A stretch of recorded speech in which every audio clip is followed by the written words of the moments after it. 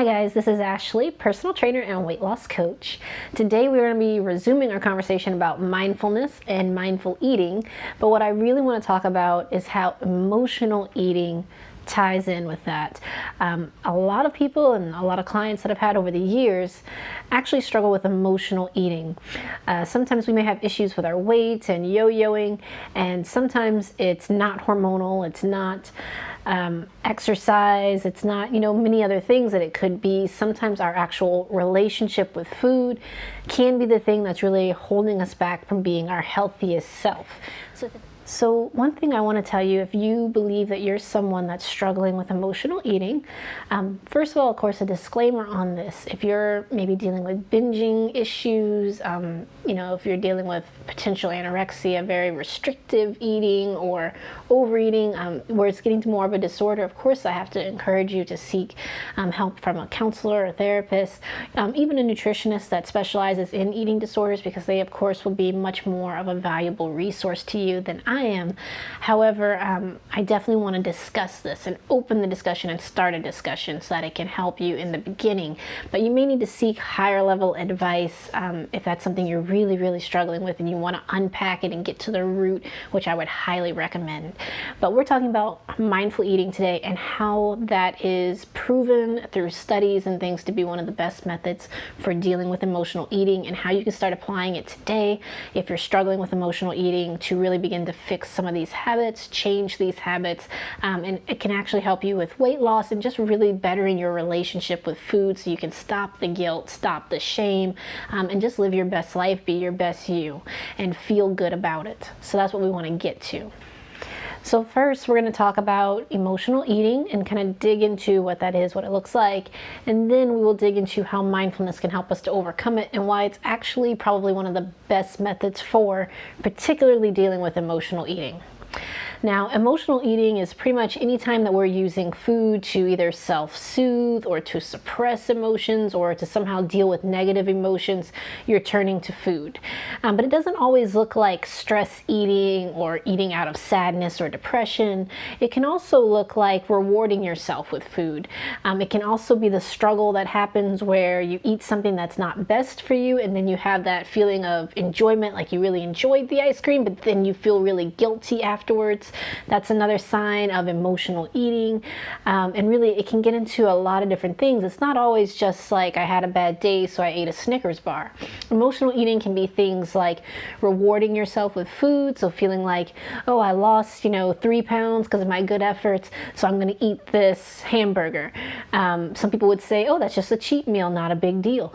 But for other people, the psychology of the concept of this is a reward. And if I don't give myself that burger, if I decide to do something else or try to reward myself in some other way, then somehow I am punishing myself or restricting myself, or this is causing me an emotional reaction to being able to have foods or not able to have them. That's usually a good sign that perhaps your relationship with food is not a healthy one. So I'm going to talk a little bit, I guess, about my own relationships with food. I think the older we get, the more aware we become. The longer I've, dieted and worked on weight loss, I've become aware of certain things, certain habits, things that I can see, maybe from how I was raised relating to food, now playing out as an adult, some things that aren't healthy, or maybe we just didn't know better. So as you go through life, you kind of figure this out, but that's kind of unfortunate, because you would hate to be, in your 30s figuring out something that it would have been really great to know at 16, 18, 20, 25. But sometimes that just takes time to reflect and go through these things, because it's a psychological thing, it's an emotional thing, and it has roots in actual events, actual things that have happened to you, things you've experienced, ways you've dealt with problems or ways you haven't dealt with problems. And it's all jumbled and connected. I know for myself, I tend to eat really, really fast. That's not necessarily a sign of emotional eating, but it's definitely not a mindful behavior. And I've realized that part of that stems from how my life was when I was working and things like that. And now I'm in a place where I can take my time and eat. I don't have a crazy lunch break. I'm not trying to get to the next thing. I have time to eat and enjoy that process. My lifestyle has changed, but the behavior has not. And so now I have to work on that because I want to become a more mindful eater, because it's healthier for you and encourages a better relationship with food. So that's one example of being mindful and how you can use it to change a certain eating behavior that might be causing you some issues. Now, regarding emotional eating, it can be really, really hard to break, because first you have to be aware that you're doing it. For a lot of people, they're not even aware because it's just habit, it's pattern, and they think it's normal. And that's perfectly fine. I guess you can't help that. If your family is also emotional eaters, stress eaters, you've grown up in that environment, it may take you a while to begin to realize that not everyone solves a bad day by eating certain things or going on a binge and having this pleasure-guilt exchange relationship with food. So if you find that you are that person that's feeling pleasure when you eat something and then guilty when you eat a different thing, your emotions are tied in with what you're eating, then you may want to either seek professional help. For sure, that's an option on the table. A lot of counselors are able to talk with you about it, break it down therapy-wise. Nutritionists are also a great resource. And then, of course, if these things may not be in your healthcare plan or budget, then you can also, do some research online, watch videos like this and other videos out there. There's a lot of resources. Maybe do journaling and different things that can help you to become aware of your habits and things. Binge eating is going more towards eating disorders, but it is also a sign or an aspect of emotional eating that unfortunately a lot of people do wrestle with, where they will have a certain triggering event, whatever it might be, and then what will happen is usually a ritualistic behavior. That is how a binge is typically defined as, from a psychology standpoint, from a clinical standpoint.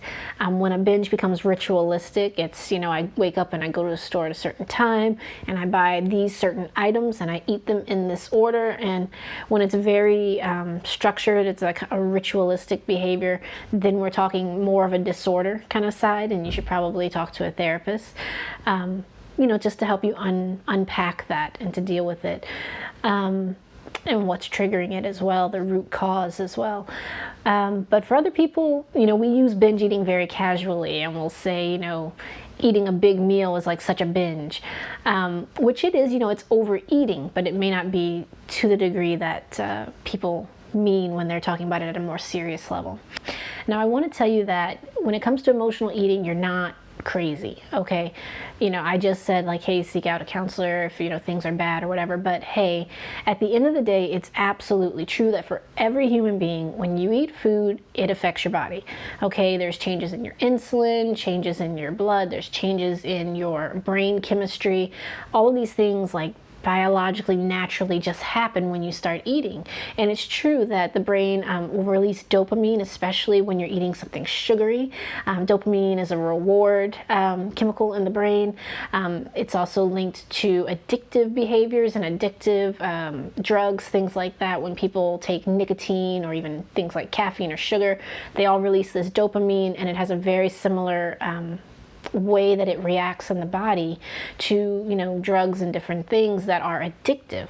So you're not weird or odd if you're having this struggle with your food and it affecting you and how you feel and things like this. That's just part of being human. It affects everybody, but for some people it kind of gets ingrained into having certain triggers behind it, becoming a repetitive behavior, becoming the only coping skill, the only mechanism to deal with stress, to deal with problems. And then we're talking about it being unhealthy. So at that point, you want to seek other coping skills, which is what we're going to talk about next. Part of mindful eating is being aware of all of this, being aware that you can be triggered. What are your triggers? What are the ways that you deal with food? What are the ways that you use food either as a reward or as a punishment or to pick you up or to whatever? How are you using food, and becoming aware of that? And as you become aware, one of the best strategies to help deal with emotional eating is to begin to have other coping skills that you can use instead of turning to food. So if you usually, I'm just using this as a random example, have a bad day and then you go home and eat chocolate. And this is a very repetitive behavior. Oh, today was a bad day, I'm gonna go home and have a Hershey bar. Oh, I had a bad day, go home, eat a Hershey bar. This is what you do. It makes you feel better, and then you probably feel guilty after you finish eating it. Mindfulness would say, hey, what we need to do is kind of make a game plan of some other things we can do. Instead, when we have a bad day, we're going to go home and maybe journal about it and write about what went wrong, maybe how we can make some changes, something that kind of helps you to vent, helps you to get out the negativity or to deal with the negativity, and to learn to deal with your emotions instead of trying to suppress them with food and just give your mind instant dopamine so you feel better.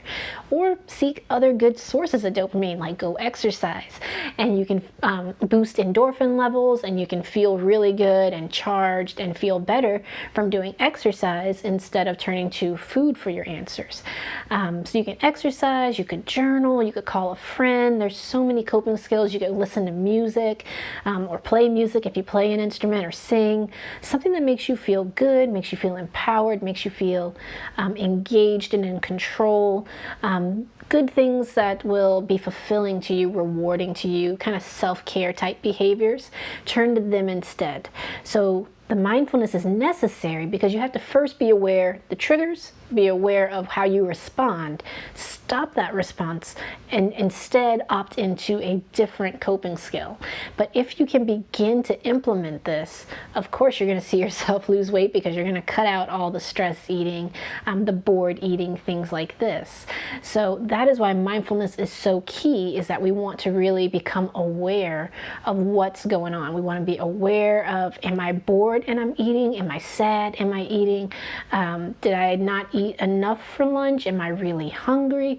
Being aware of all these things is going to be the key piece that helps you to begin to kind of unpack it and decide what step you need to take next. Do you let yourself indulge in this thing, or do you say, hey, let me try something else? Let me make sure I'm not just doing this because of an emotion or because I'm trying to deal with, something else that happened that bothered me.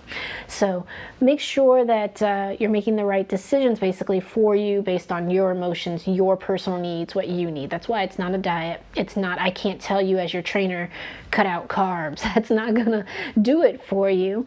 You need to really address what foods are triggers, what things do you typically binge on or rely on to make you feel better, things like that, and start to begin to separate in your mind food from emotions. I think that's a big one. It helps me a lot to really take a second to just kind of think, hey, I'm reaching for that because I think it's gonna make me feel better, but really, how is this cookie, this cake, whatever, going to make me feel better? That's not going to make me feel better. The phone conversation I had with that person that annoyed me, that made me upset. But this food is not going to fix how that phone conversation went. And I have to take a control of what's happening in my life, what caused that frustration, and not let myself be bullied by the negative feelings and pushed into eating the stuff I shouldn't be eating. Personally, I'm going to tell you what I do. I don't know that it's best, but it's what I do. I still like to reward with food sometimes. It's just an unfortunate thing for me that happens. I don't know. I just do. Food's a good rewarder. It's psychologically proven. There's been studies that if you want to motivate your employees, give them free food. They'll be so motivated. At least for a day. It's a short-term effect. But hey, it helps. It boosts productivity and involvement and general feelings of happiness. So it's true. This stuff is all true. Food affects how you feel. But what I do, if I have a really hard workout, at the end of it, I will tell myself I'm going to reward myself with food, but I do it with watermelon, with protein shakes, protein bars, things like that, where it's how do you feel guilty eating watermelon? You can eat the whole watermelon and not feel guilty about it, So I try to do things like that so that, maybe the behavior still isn't right, but at least I've kind of removed that guilt element out of the equation, and I can still enjoy what I'm eating and, you know, reward myself. And food is motivating for me. If I have a really long run and I know I'm gonna go home and eat like half a watermelon, I'm excited about that. That's just, I don't know, food is good, it's delicious, what can I say? So that's what I do. I try to seek healthier alternatives that are also rewarding. I like, you know, protein shakes and protein bars and fun flavors like red velvet and chocolate mocha and stuff like that. So that it's exciting to have that and not reach for, you know, the 300 calorie mocha, but to actually just have my little bar that's probably 150 calories and has some protein and other stuff in it. So that's what I do. I'd love to hear if you have some great strategies for dealing with emotional eating and rewarding yourself, things like that. I hope this video was helpful as just sort of a quick introduction to what you can do about emotional eating to begin to take control right now, to make some changes, and I really hope that it helps. And as always, guys, I want to thank you for watching. If you haven't subscribed already to the channel, make sure you do. Thanks.